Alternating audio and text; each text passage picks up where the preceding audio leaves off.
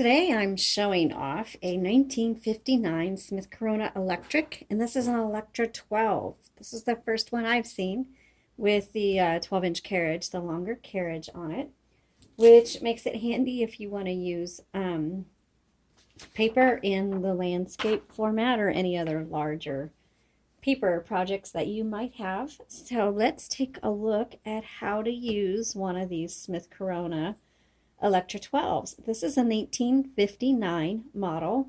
Love the 50s body style of Smith Corona. My personal writing typewriter is one very similar to this. And it's a great typewriter to work with, especially for writers. You get the look of a manual, the vintage body, but you also have the benefit of the electric, which makes it a little bit easier to type. You can type a little bit faster on it. So in the back, you'll see the paper holders, just like most typewriters. And your carriage release are going to be the silver levers on the back. So you can hear the bell there. It works great. The Electra 12, when you want to open up the top, please make sure to move your carriage to the left before you open it up. And on this one, you'll see that we kept the original metal spools in here, but we've just wound fresh ribbon on it, which we do for all of our typewriters. We either install a new ribbon or we wind fresh ribbons on there. So when it's time to remove your ribbon and put in new ones, you can either put a universal ribbon in there, or you can purchase, bulk ribbon and wind your own, however you want to do that. Please be sure to pay attention to how these are threaded through the guide wires. Black goes on top, red goes on bottom.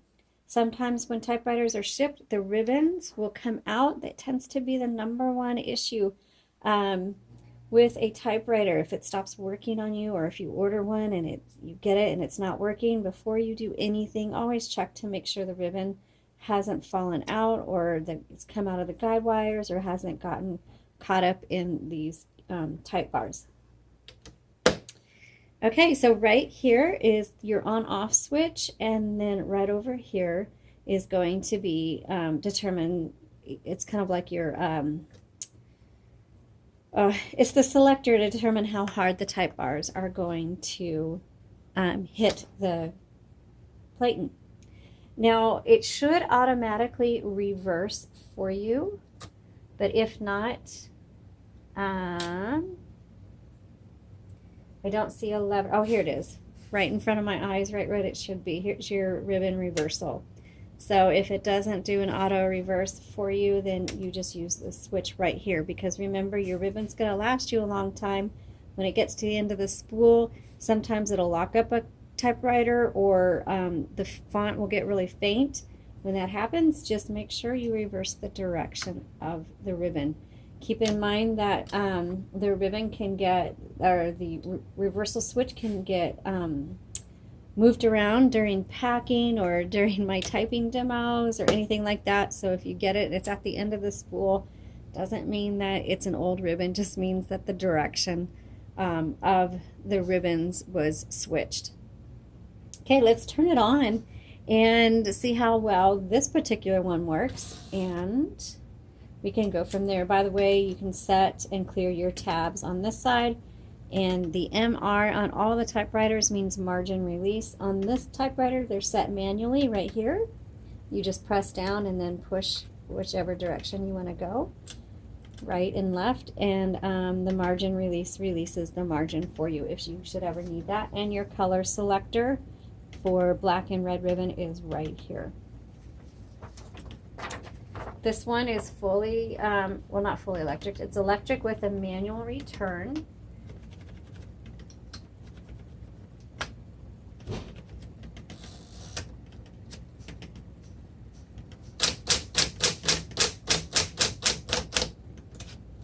And this has a pretty small font, which is good for writers, especially if you want to take notes. If you're working on your first or second draft, a lot of times you want edit space, and that's a really good option. This is very tiny font. And then the 1, 2, and 3, this determines if you want to advance single, double, or triple line. So I have it on triple, here's double, and here's single. Okay. Also, you can see my paper's crooked. To release the tension bar, you use this lever. Let me move it in case you can't see it. This is the lever right here that releases the tension bar. And I'll just straighten out my page. There you go. And let's keep doing our typing demo.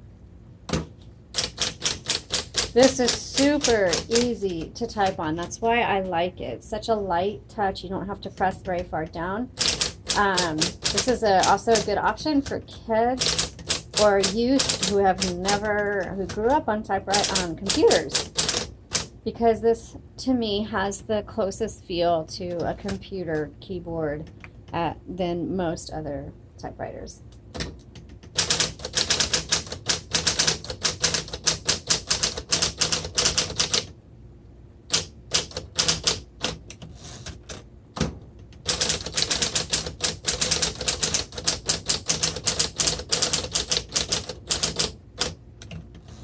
A lot of people ask my recommendation for which typewriter they should get. It really determines on a lot of things. If you're a writer and you like to think with your fingers, not that an electric is bad, but sometimes the manual slows you down enough that you can really allow the creativity to flow freely.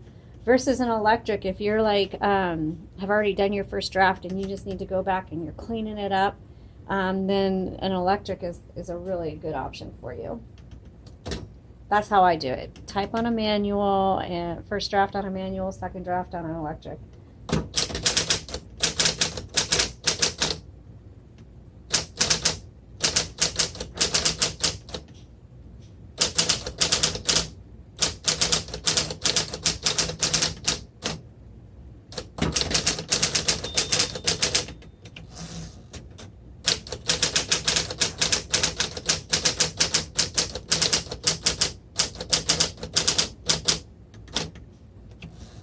Alrighty, there you go.